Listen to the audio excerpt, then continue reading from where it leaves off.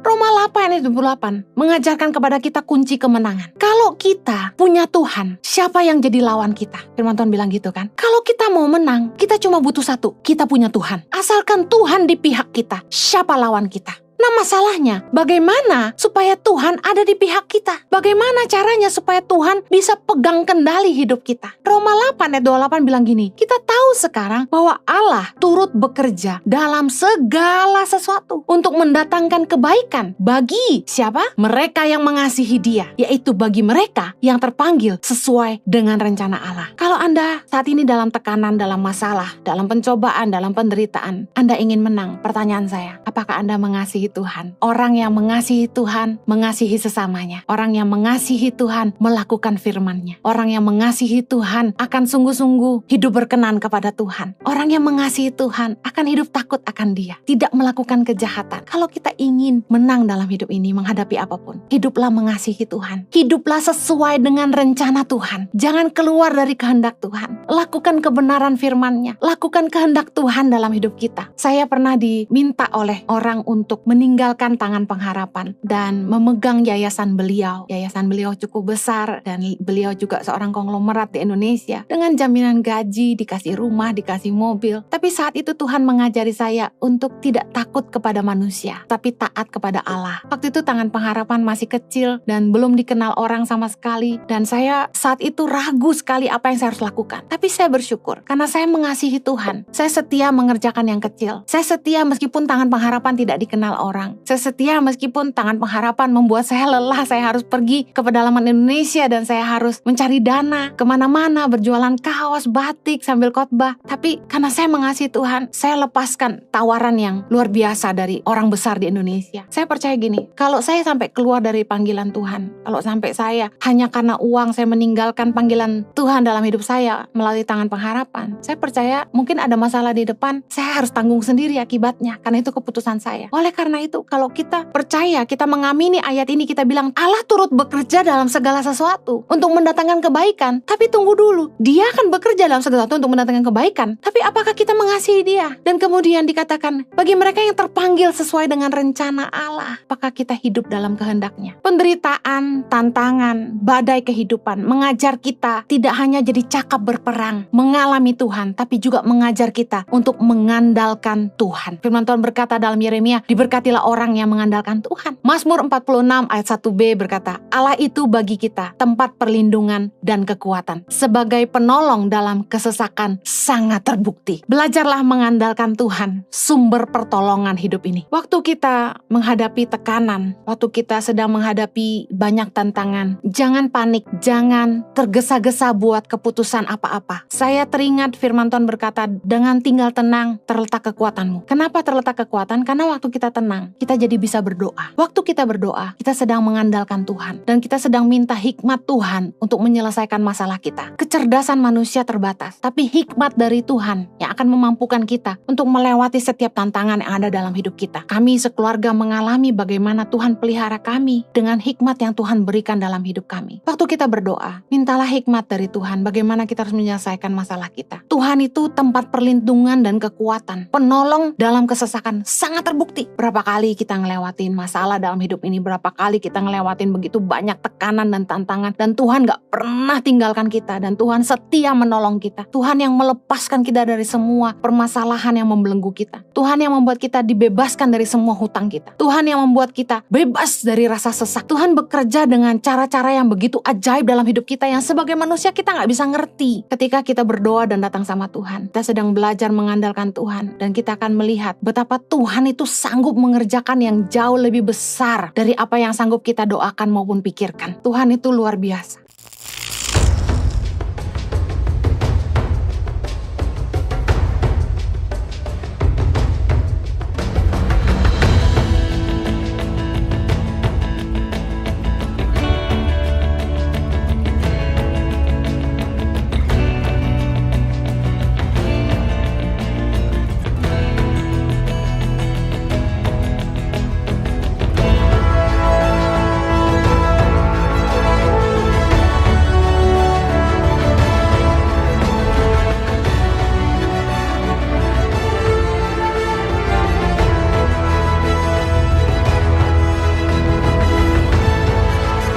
Cerita anak pedalaman dalam meraih mimpi dan mengejar cita-cita bersama Tangan Pengharapan.